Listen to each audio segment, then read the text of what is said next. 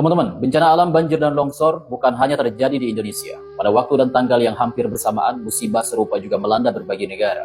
Malaysia, Sri Lanka, Thailand, Vietnam, Kanada, disusul Washington, Amerika Serikat, Irak, bahkan sebagian wilayah Arab Saudi, hingga saat ini Maroko.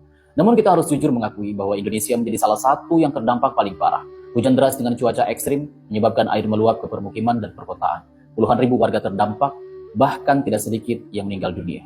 Ini bukan sekedar angka, tapi luka dan duka yang nyata. Teman-teman, musibah banjir dan longsor yang terjadi serentak ini jangan dianggap sepele.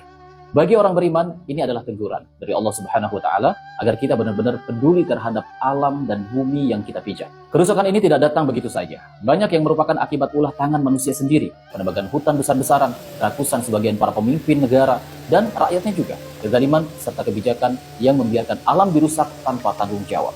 Namun teman-teman, pengingat ini tidak berhenti pada kerusakan lingkungan semata.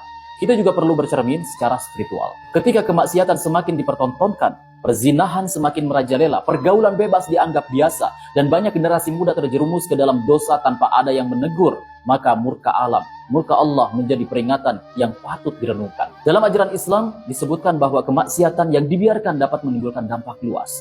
Jika di suatu kampung atau kota ada kemaksiatan yang dilakukan dan tidak dicegah, maka dosanya bisa menular.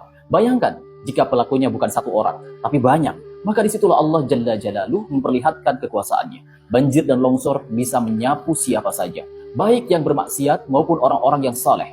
Bukan karena ketidakadilan Allah, tetapi sebagai peringatan bersama.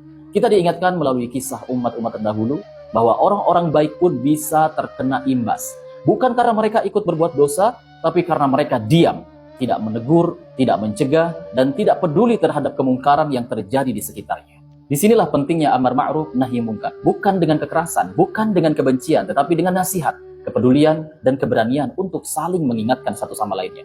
Kesimpulannya teman-teman, musibah banjir dan longsor yang kita saksikan hari ini adalah peringatan.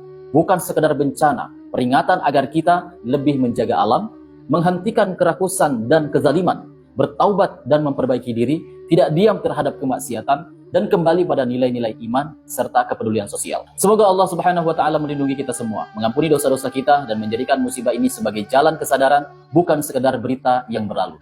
Buat teman-teman yang melihat video ini, share sebanyak-banyaknya agar semakin banyak orang-orang di luar sana yang semakin sadar. Dan buat kalian yang belum follow, silahkan follow.